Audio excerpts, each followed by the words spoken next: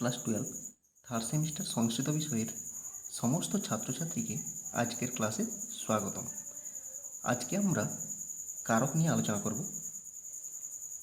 কারক নিয়ে প্রত্যেকটা সূত্র ধরে ধরে আমরা আলোচনা করব এবং এখান থেকে গুরুত্বপূর্ণ এমসিকিউগুলো তোমাদের দিয়ে দেব এবং সাজেশন ভিত্তিক দেব।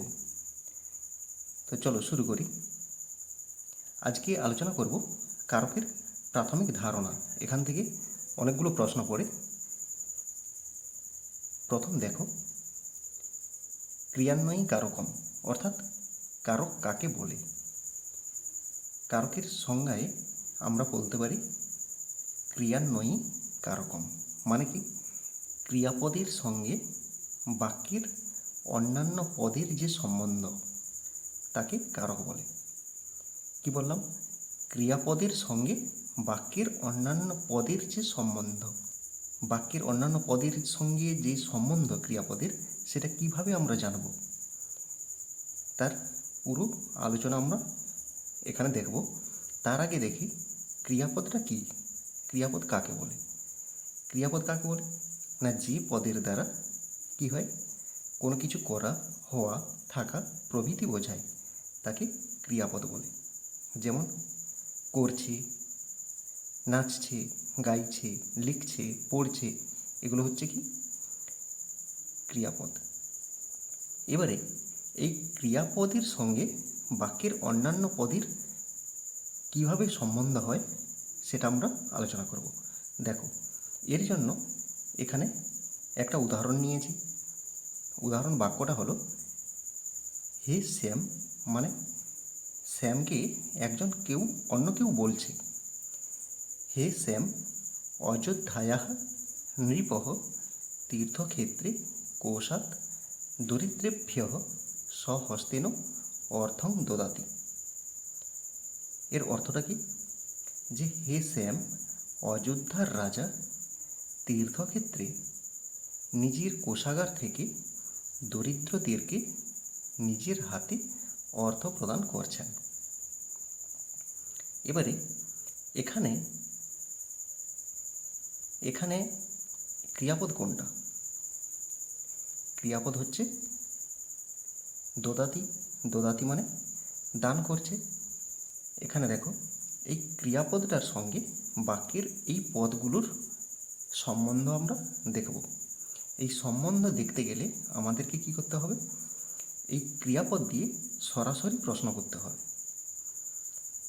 এবারে যার সঙ্গে সরাসরি প্রশ্ন করা যাবে সেটা হবে কারক, আর যার সঙ্গে সরাসরি প্রশ্ন করা যাবে না সেটা কারক হবে না। এবারে কিভাবে প্রশ্ন করতে হয় দেখো। 1 নম্বরে দেখো, কে দান করছেন? কহ দদাতি। কে দান করছেন? নৃপ দান করছেন। এই দদাতি পদটার সঙ্গে নৃপ এর সরাসরি সম্বন্ধ আছে। এবারে এখানে কে দিয়ে প্রশ্ন করা হয়েছে, তাই এটা কি হবে? কর্তৃকারক। নৃপটা হবে কর্তৃকারক। এরপরে 2 নম্বর দেখো, কি দান করছে? কি দান করছে? কিম দদাতি। কিম দদাতি, এটা মুছে দিই। কিম দদাতি, তাহলে দেখো এই দদাতি পদটার সঙ্গে এই অর্থ পদটার সরাসরি সম্বন্ধ আছে। কি দান করছে? অর্থ দান করছে। তাহলে এটা সরাসরি প্রশ্ন করা যাচ্ছে। এবারে এখানে প্রশ্নটা কিভাবে হচ্ছে? কি দিয়ে প্রশ্ন হচ্ছে। কি দিয়ে প্রশ্ন করলে কি হয়? কর্মকারক হয়। তাহলে অর্থমটা হবে কর্মকারক। এরপরে 3 নম্বর প্রশ্নটা দেখো, কিসের দ্বারা দান করছেন? কিসের দ্বারা দান করছেন? এটা মুছে দিচ্ছি। কেন দদাতি? স্বহস্তেন দদাতি। তাহলে কিসের দ্বারা দান করছেন? নিজের হাতের দ্বারা দান করছেন। তাহলে এই দদাতি ক্রিয়াপদটার সঙ্গে স্বহস্তেন পদের সরাসরি সম্বন্ধ আছে, তাই এটা হবে কি কারক। এবারে কি কারক হবে? এখানে প্রশ্ন অনুযায়ী কারক হবে। কিসের দ্বারা, কার দ্বারা থাকলে কি হয়? করণ কারক হয়। বোঝা গেল? এরপরে দেখো 4 নম্বর, কার উদ্দেশ্যে দান করছেন। এটা প্রশ্ন করলে কি হবে? এটা মুছে দিই। প্রশ্ন করলে কি হবে? কসময়ী দদাতি। তাহলে এখানে দেখো উত্তর হবে দরিদ্রেভ্য দদাতি। কার উদ্দেশ্যে দান করছেন? দরিদ্রদের উদ্দেশ্যে দান করছেন। তাহলে এখানে দদাতি পদটার সঙ্গে সরাসরি দরিদ্রেভ্য পদের সঙ্গে সম্বন্ধ আছে বা অন্যই আছে, তাই এটা কি হবে? কারক হবে। এবার কি কারক হবে? উদ্দেশ্য জন্য থাকলে বা দান অর্থ বোঝালে কি হয়? সম্প্রদান কারক। এরপরে 5 নম্বর দেখো, কোথা থেকে দান করছেন? কোষাৎ মানে কোষ থেকে। এবার এটা প্রশ্ন কিভাবে হবে? এটা মুছে দিচ্ছি। প্রশ্ন কিভাবে হবে?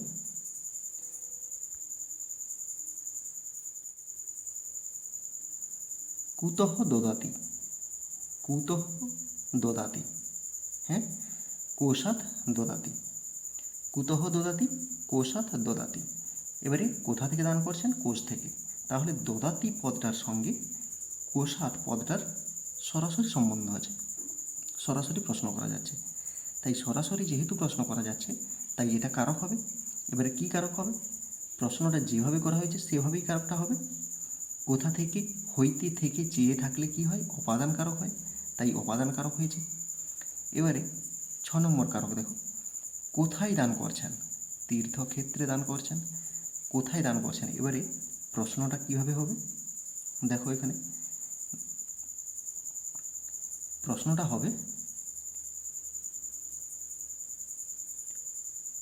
কুত্র দদাতি, কুত্র দদাতি মানে কোথায় দান করছেন? তীর্থক্ষেত্রে দান করছেন। এবারে কোথায় থাকলে কি হয়? অধিকরণ কারক হয়। এখানে দদাতি পদটার সঙ্গে তীর্থক্ষেত্রের সরাসরি সম্বন্ধ আছে। কী করে বুঝলাম? না সরাসরি প্রশ্ন করা যাচ্ছে, বুঝতে পেরেছ? এবারে এটা কি হবে?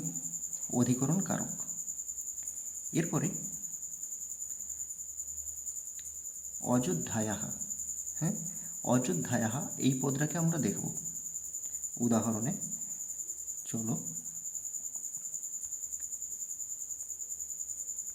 এখানে দেখো, অযোধ্যায়াহা এই পদটাকে সরাসরি প্রশ্ন করো তো, চেষ্টা করো।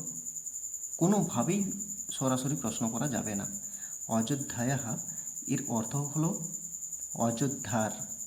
তাহলে অযোধ্যার রাজা দান করছেন। তাহলে এখানে রাজাটা মধ্যেখানে চলে আসছে, সরাসরি কিন্তু প্রশ্ন করা যাচ্ছে না।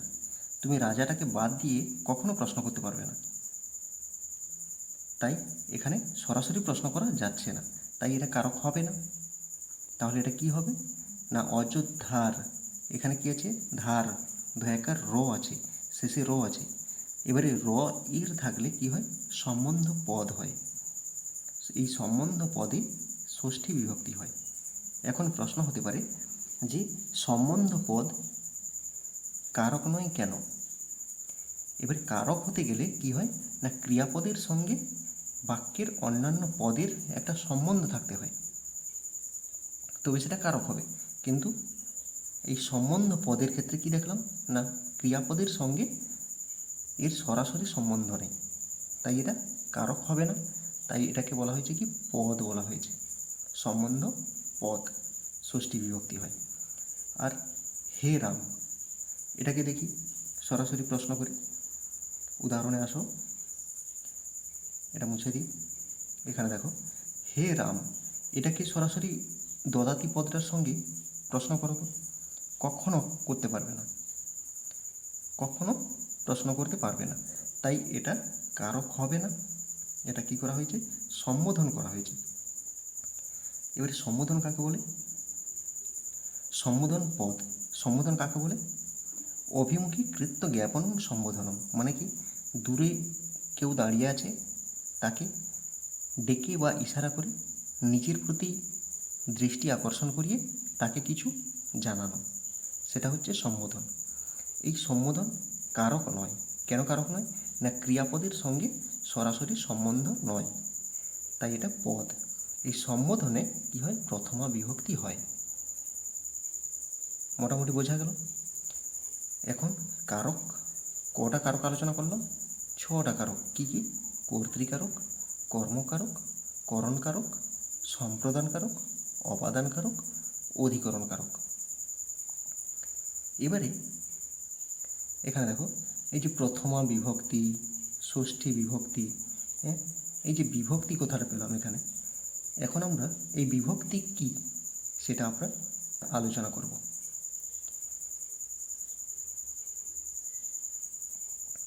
বিভক্তির সংজ্ঞায় বলা হয়েছে কি? সংখ্যা কারকাদি বোধয়িত্রী বিভক্তি। সংখ্যা কারকাদি বোধয়িত্রী বিভক্তি মানে কি?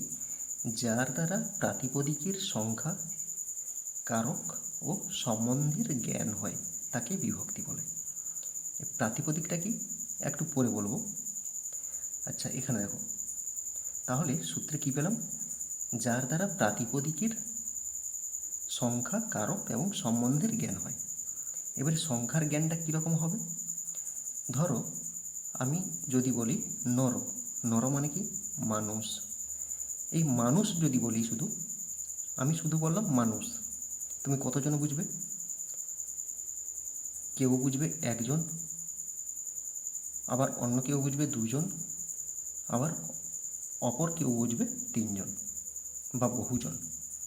যদি আমি শুধু বলি মানুষ, এর মানে কি দাঁড়াচ্ছে? যখন মানুষ বলছি তখন নির্দিষ্ট সংখ্যাজ্ঞান হচ্ছে না। সে একজনও হতে পারে, দুজনও হতে পারে, আবার বহুজনও হতে পারে। কিন্তু এই নর শব্দের সঙ্গে যদি বিভক্তি যোগ করি, এই নর শব্দের সঙ্গে যদি বিভক্তি যোগ করি তাহলে কি হবে দেখা যাক। নরযুক্ত সু নরহ, নরযুক্ত ঔ নরৌ, নরযুক্ত যশ নরাহা। এই যে সু, ঔ, যশ, এগুলো কি? এগুলো হচ্ছে বিভক্তি, সুপ বিভক্তি। যে 21টা আছে সেই 21টা সুপ বিভক্তির মধ্যে কী কী আছে? সু, ঔ, যশ, অমৌট, সস, টাভ, ভ্যাম্বিস, এইরকম 21টা করে আছে। তাহলে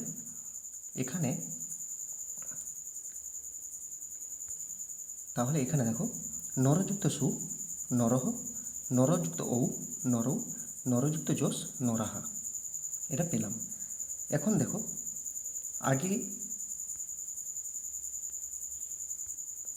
আগে এই নর শব্দের কোনো অর্থ জ্ঞান হচ্ছিল না। হ্যাঁ, একজনও হতে পারে, দুজন হতে পারে, বহুজন হতে পারে।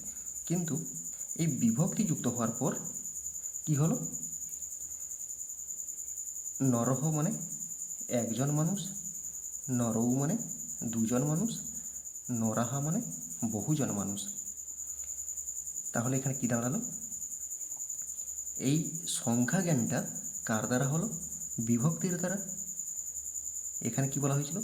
যার দ্বারা প্রাতিপদিকের সংখ্যার জ্ঞান হবে। তাহলে এখানে সংখ্যার জ্ঞান কার দ্বারা হলো? বিভক্তির দ্বারা। এরপরে কারকের জ্ঞান কিভাবে হবে সেটা দেখব। আমরা জানি কি বিভক্তি 7টা। প্রথমা বিভক্তি, দ্বিতীয়া বিভক্তি, তৃতীয়া বিভক্তি, চতুর্থী, এরকম 7 পর্যন্ত আছে। প্রথমা বিভক্তি বললে আমরা কর্তৃকারকের কথা ভাবতে পারি, আবার দ্বিতীয়া বিভক্তি বললে আমরা কর্মকারককে চিনতে পারি, তৃতীয়া বিভক্তি বললে আমরা করণকারককে চিনতে পারি। তার মানে কি দাঁড়াচ্ছে? না বিভক্তিকে দেখে আমরা কারককে চিনতে পারছি। তাহলে এই কারককে যে চিনতে পারছি সেটা কার দ্বারা? বিভক্তির দ্বারা। তাই এখানে কি বলেছে? যার দ্বারা কারকের জ্ঞান হয়। কার দ্বারা কারকের জ্ঞান হচ্ছে? বিভক্তির দ্বারা। এবারে সম্বন্ধের জ্ঞান কীভাবে হবে? না সম্বন্ধে কি হয়? ষষ্ঠী বিভক্তি হয়। এবারে ষষ্ঠী বিভক্তির প্রয়োগ দেখা মাত্রই আমরা সম্বন্ধের কথা ভাবতে পারবো যে ষষ্ঠী বিভক্তি মানে এখানে সম্বন্ধ পদ আছে। এরপরে বিভক্তি 7 প্রকার: প্রথমা বিভক্তি, দ্বিতীয়া বিভক্তি, তৃতীয়া বিভক্তি, চতুর্থী বিভক্তি, পঞ্চমী বিভক্তি, ষষ্ঠী বিভক্তি, সপ্তমী বিভক্তি। এই 7টা বিভক্তি আছে। এরপরে 8 নম্বর দেখো, ব্যবহারগত দিক থেকে বিভক্তি 3 প্রকার। কী কী?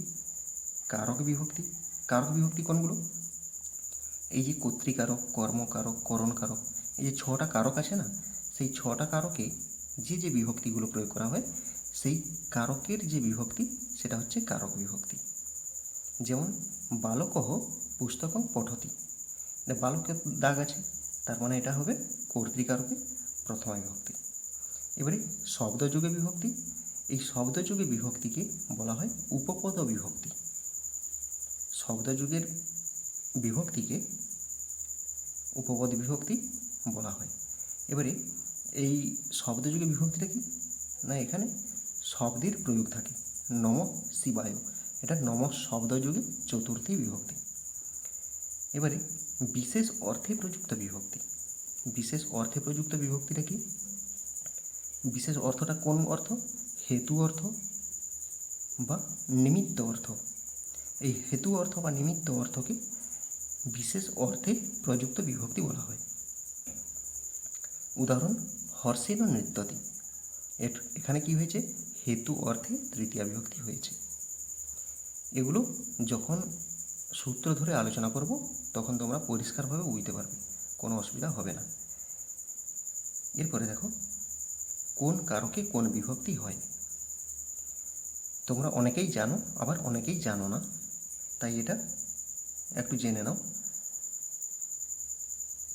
এ বিষয়ে আগে অনেক ভিডিও আছে, আমি এর ডেসক্রিপশানে দিয়ে রাখবো, তোমরা দেখে নেবে, দিলে বুঝতে আরও সুবিধা হবে। এখানে দেখো, কর্তৃকারকে প্রথমা বিভক্তি হয়েছে, কর্মকারকে দ্বিতীয়া বিভক্তি, করণকারকে তৃতীয়া বিভক্তি, সম্প্রদানকারকে চতুর্থী বিভক্তি, অবাদানকারকে পঞ্চমী বিভক্তি, সম্বন্ধপদে ষষ্ঠী বিভক্তি, অধিকরণকারকে সপ্তমী বিভক্তি। এখানে 6টা কারক আর 7টা বিভক্তি। একটা সম্বন্ধ পদ আছে ষষ্ঠী বিভক্তিতে, আর সম্বোধনে প্রথমা বিভক্তি হয়।